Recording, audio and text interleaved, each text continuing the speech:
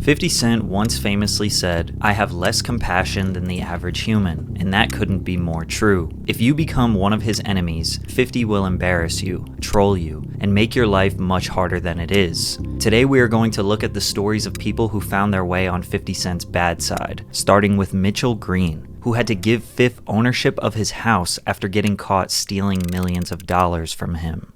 If you didn't know, 50 Cent is not just a rapper. Curtis Jackson is a business tycoon. Sire Spirits is the name of Jackson's alcohol brand, which is the parent company of his world-renowned Branson Cognac. Now, cognac is only made in a very small area of France because of the very specific types of white grapes that naturally grow there. 50 doesn't speak French, nor does he know the nuances of what's going to make his cognac taste the best. So he hires his director of brand management, Mitchell Green, to communicate and purchase the fermented beverage from wholesalers in France. Mitchell Green is supposed to be operating in Sire Spirits' best interest, making sure their product is the best quality it can be. Little did they know, all he was interested in was filling his pockets with green. Mitchell Green found two perfect suppliers for Sire Spirits, Castelnau and Ragnod. The French distillers agreed to supply cognac to Sire. However, Mitchell separately signed his own agreements with Castelnau and Ragnod through his own LLC, Branch Consulting, which gave Green a commission, known as an agency fee, for each bottle of champagne or cognac sold to Sire Spirits. He also signed non-disclosure agreements with the distillers. These agreements were to fulfill the interest of Castelnau to the best of its abilities, and not sell or represent any other champagne to Sire Spirits. Mitchell Green. Come on now. Little did they know, all he was interested. Bro, look at him, man. How can you trust a guy that look like this, bro? Like, his hairline's fucked. In was filling his pockets with green. Mitchell Green found two perfect suppliers for Sire's own for each best of its abilities, and not sell or represent any other champagne to Sire Spirits besides Castelnau. So basically, while working for 50's company, he didn't try to find the best quality supplier in the best interest for the brand. He found a supplier that would pay him a little extra cash on the side. And for 2 years straight, Mitchell secured more than $2 million from the bogus agency fees. Green finally confessed to his schemes when someone threatened to reveal his misdeeds in an extortion plot. The liquor brand fired Green and took him to court. After being found guilty, a judge awarded more than $6 million to Sire Spirits in its legal battle with Green. 50 celebrated his victory with one of the nastiest trolls of all time. He set out to seize Green's assets, which included his home. And in a celebratory Instagram post, he wrote, "I think I'm gonna put epoxy floors in this place. I'm gonna keep it and his family pictures around. You know, as a theme for the place, LOL." This Instagram post is just one of the hundreds, thousands of posts he made to absolutely destroy an enemy. At this point, 50 Cent's Instagram trolls are a part of hip-hop culture, and anyone can catch a stray. Like this random guy on the street who was just enjoying the day. That's why I tell kids not to use drugs. 50 cents. What the f*** are you listening to, Future? Or Busta Rhymes. And the award for strongest neck in hip-hop goes to Busta Bus. Why Busta Rhymes opened his mouth like that for this little ass straw? Or Madonna, who posted this risque photo of herself on Instagram, to which he reposted and added, "Yo, this is the funniest shit. That's Madonna under the bed trying to do the like a virgin at 63. She shot out. If she don't get her old ass up, LMFAO." He posted another photo of someone mocking the pop star. This the like a virgin 63 challenge, but Madonna didn't like that very much. She posted, "I guess your new career is getting attention by trying to humiliate others on social media. You're just jealous you won't look as good as me or have as much fun when you are my age. And because of this, we got an apology from 50 Cent, something you will not see again for the rest of this video." It seems like 50 has a soft spot for the ladies, besides Wendy Williams. He held absolutely nothing back towards her. Stay hydrated. But 50's been trolling long before Instagram. 13 years ago, he made a skit of him being rushed to the hospital after listening to Fat Joe's music. It's Fat Joe's record. I listened to it.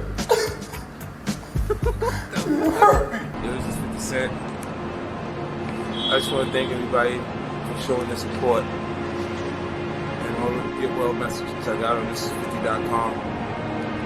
Yesterday, I listened to Fat Joe's record. It hurt. And I told you people, not to listen to his music. To double down, he made this fake mixtape cover for Fat Joe's next release, Elephant in the Sand. But 50 and Fat Joe actually have some real history. The G Unit vs. Terror Squad beef reached a boiling point at the 2005 VMAs when Fat Joe said this. I feel so safe tonight with all this police protection courtesy of G Unit. Then 50 Cent responded later on in the evening with some threats. Fat Joe is man. This beef was so public, it actually cost Fat Joe $20 million.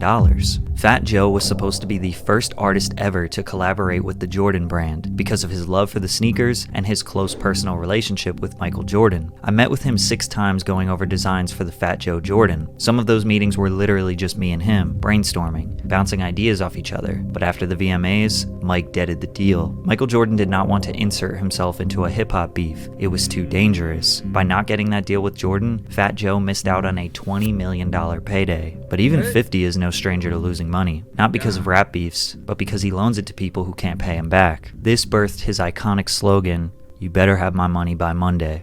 And if you think he was harsh on Mitchell Green, look at what he did to Daryl Mitchell when he wouldn't pay up. No, I got the money to. All I have to do is go to ATM. I got you, but I'm gonna get it to you. Let me just go do this. I'll come right back. What are you doing? I'm gonna listen to you come back with that money, right? You real serious like that now? I'm not serious. Yo, is you serious, dog? Damn. Stealing the wheel from a paralyzed man's wheelchair is messed up. Someone who can defend themselves should stand up to this guy, like Conor McGregor. What's up, New York City? 50 cents up, bitch. That was kind of random. In 2018, Conor decided to call out 50 since he was in New York doing a press conference for his heavily anticipated fight with Floyd Mayweather. Conor is a bit of a troll himself, so he thought, why not take some shots at the King of New York, since Conor thinks he is the King of New York. I run New York City. I'm a pimp. But 50 knew Conor's chances against Floyd Mayweather were slim. And he was right. After Floyd TKO'd Conor in the 10th round, he posted this photo of Conor on Instagram. And this for calling me a bitch. Knock the snot out your ass. 50 let his friend handle the business for him. However, they weren't always friends. And Floyd has been a victim of some vicious 50 Cent trolling over the years. 50 and Floyd's rocky relationship started when Floyd was on trial for a domestic abuse charge in 2012. 50 says that before Mayweather was sentenced, he told him to start a joint venture boxing promotion company called the Money Team, because at this point, Floyd never trademarked or legally licensed the name. Floyd told 50 to invest as much money as necessary to get the business up and running, and when he got out of jail, he would pay 50 the other half. Fifth claims that setting up the LLC and doing all the paperwork cost him $2 million, meaning that Floyd owed him $1 million. 50 was the first to greet the champ when he picked up Floyd from jail. Rumors arose that Fifth was messing around with Floyd's girlfriend, Chantel Jackson, while he was locked up, which led to a little bit of friction between the men. 50 denounced the rumors in an interview, but also said, "Me and Floyd are always going to be cool. With Floyd, everybody around him is waiting on the next time he feels generous, and I'll go and do what I have to do." We would later find out that Floyd was spending $300,000 on chains and Lamborghinis, but not giving 50 Cent the $1 million that he owed him, which led to Fifth saying, "TMT is over. The Money Team is no longer a team, so it is SMS Promotions, that's it." Followed by, "I'm no longer a part with or down with TMT Promotions," to which Floyd responded, "A male boxing groupie. Hold my belts because your album sales have declined." Followed by a graph of 50 Cent's declining sales, and "I respect the shooter, not the one who got shot," referring to, obviously, when 50 Cent got shot 9 times. Then Fifth, "Floyd, you know I have more money than you. You go broke every fight, stupid." The back and forth went on for a little bit, but the next day 50 said it was all a publicity stunt. Floyd would later be cordial about the situation when he was asked. A lot of people in the hip-hop community want to get a real answer. What happened between you and 50 Cent? It's just more like, sometimes people don't see eye to eye on certain situations. But Fifth still never got his money. For the next 2 years, Floyd never addressed the reason why they had friction. He always said he loves 50 and respects him, so 50 took the L and left him alone. But in 2014, when Floyd found himself flirting with T.I.'s wife Tiny, which led to punches being thrown at a Fat Burger in Las Vegas, Fifth couldn't help himself. Chat, what is going on, man? Niggas tell me you down there at the Fat Burger fighting over Tiny. When Floyd was asked about why 50 Cent, T.I., and Nelly take shots at him, he said, "What's so crazy is this, When people are not relevant and they're not moving units like they were once moving, you've got to realize, I've been relevant for 18 years. 50 woke up the next day, read the article, and responded with one of his most iconic memes ever. Woke up, I look at the computer. Oh, it's the meme. What you say fuck me for? Whoa, skip that motherfucking ad, dude. Computer say, Floyd. His most iconic memes ever. Woke up, I look at the computer say, Floyd said, fuck T.I., fuck Nelly, fuck 50. I'm like, what did he say fuck me for? Nelly fucked your first baby mama, Melissa, then took your fucking fiance, said fuck that nigga. This photo of 50 Cent is the second most famous photo of 50 after his Get Rich or Die Trying album cover. The internet exploded, and Fifth wanted to keep the laughs coming. So in honor of the ALS Ice Bucket Challenge trend, he decided to challenge Floyd. This is a special ASLELS challenge for you, Floyd. If you can read one full page of a Harry Potter book, nigga, I'll give $750,000 to whatever charitable organization you want to. Fuck bucket of ice, man. Fifth sensed that Floyd might not be able to read the Harry Potter book, so he made some changes to his challenge. I got a phone call from my man Jimmy Kimmel. Jimmy said if Floyd accepts the challenge, then he'll put it on the actual show, so you can read it on the show. We don't want to put pressure on you. We know you can't pronounce those words in that Harry Potter book, so we're gonna let you read Cat in the Hat. Sadly, Floyd never accepted the deal. He only responded with a picture of some multi-million-dollar checks saying, "Read this $72 million." Over the years, 50 continuously mocked Floyd and his reading capabilities, or incapabilities, writing out hilarious messages pretending to be Floyd. This troll was so devastating that to this day, 10 years later, people still make fun of Floyd for not being able to read. Carrying a school bag on stage. What are you doing with a school bag on stage? You can't even read.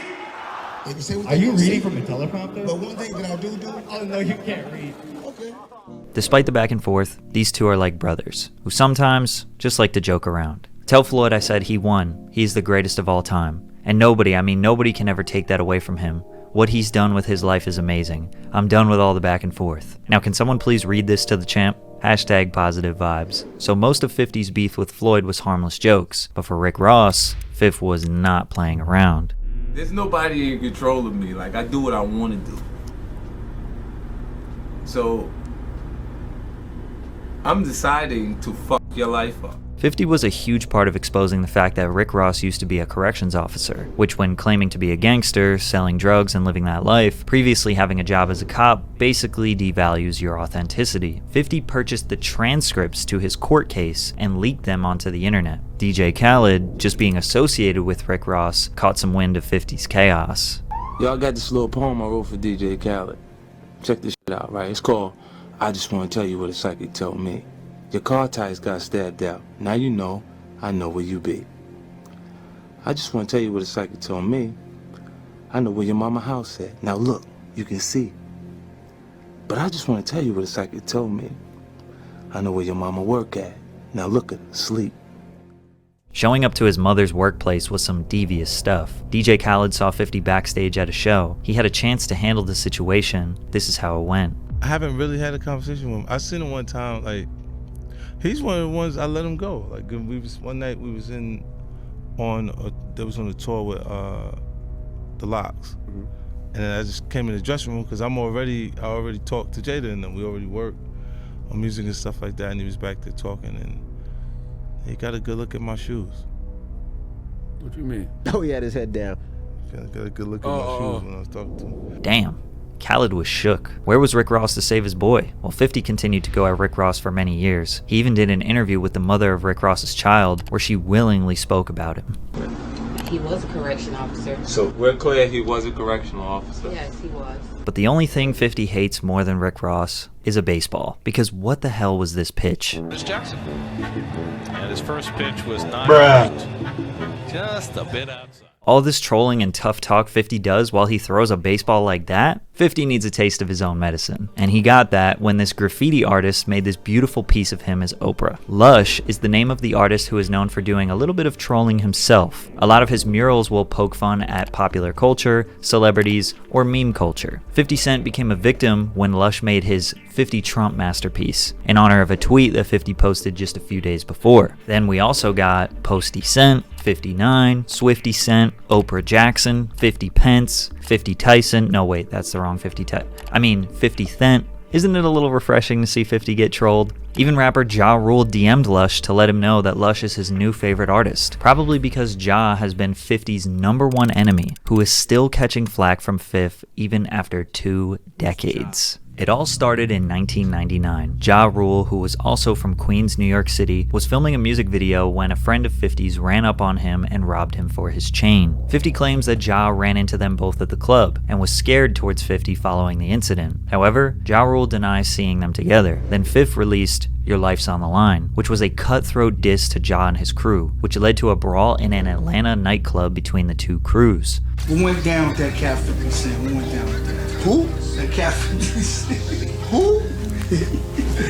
I don't know him, you know what I'm saying? But their next confrontation would take this beef to a whole new level. One night, 50 and Ja were in the same studio, Hit Factory in New York City. The G-Unit crew was upstairs recording, and the Murder Inc. crew was downstairs. Once Ja and his team got a tip, they went upstairs to confront them. In this tiny studio, a confrontation took place, screaming, threatening, and pushing each other. Through all the chaos, someone bumped into the light switch, which at that point, a Murder Inc. affiliate, Black Child, started stabbing people, one of them being 50 Cent. Although G-Unit member Tony Yayo says it was simply just a scratch, this certified a lifelong beef for the two. They exchanged multiple diss tracks over the years. I know niggas from your hood, you have no history, never poke nothing, never pop nothing, nigga stop front. With the most famous one from 50 being I Smell. In the 2000s, they couldn't even be at award shows at the same time. They couldn't be at concerts at the same time, but they were both on the Billboard Hot 100 at the same time. Both men were extremely successful, but with 50 having a much more cult-like fan base due to his Eminem and Dr. Dre associations, as well as his charismatic personality, the public usually took his side, leading to Ja feeling like he took the L when it comes to their beef. We can talk about it. Right. Yeah, we took the L. We took the L, but you know what? But even after Ja admit that, 50 never let off the gas, taking any opportunity he can to bully him. And the absolute catastrophe that was Ja's Fire Festival did not help at all. 50 had a field day with that. But in 2018, Ja would find himself on the wrong end of the most savage, brutal, and hilarious troll 50 Cent ever did. Biff posted an Instagram screenshot from Groupon, which was apparently where Ja's concert tickets were being sold. If you don't know, Groupon is a coupon/discount app where typically brand new businesses use to get customers in the door, or the app is used by failing businesses trying to stay alive. So a concert being there indicates that nobody wants to go. Fifth mentioned that tickets were only $15, so he said he bought 200 seats in the front row so they can be empty. Imagine Ja Rule walking on stage only to see the first 200 seats empty with only one person sitting up front, and it's 50 eating popcorn giving him a wink. That would have given him king troll status for life. The internet exploded with laughter, absolutely clowning Ja Rule. This could be the pettiest thing anyone could ever do to their enemy. He followed up with another post. What a show. I mean, just great. Do it again, my kid went to the restroom. Now, as much as we all want to believe this is true, it likely didn't happen. I got 10 stacks right now for anybody that can find footage of this foolery that this nigga's talking about. And what Ja is saying here is definitely true. But if you think about it, if nobody showed up to the concert, then nobody could have recorded it. So now you know. If you end up on 50 Cent's bad side, you could be turned into a meme for the rest of your life. By the way, y'all, I just executive produced a 7-track EP called Stamp that's out right now on all streaming services. I would appreciate it if you go check it out. Thanks. Wait, what? He do music? The fuck? When allergies strike, react fast with Benadryl. Shut up. Don't be a vid.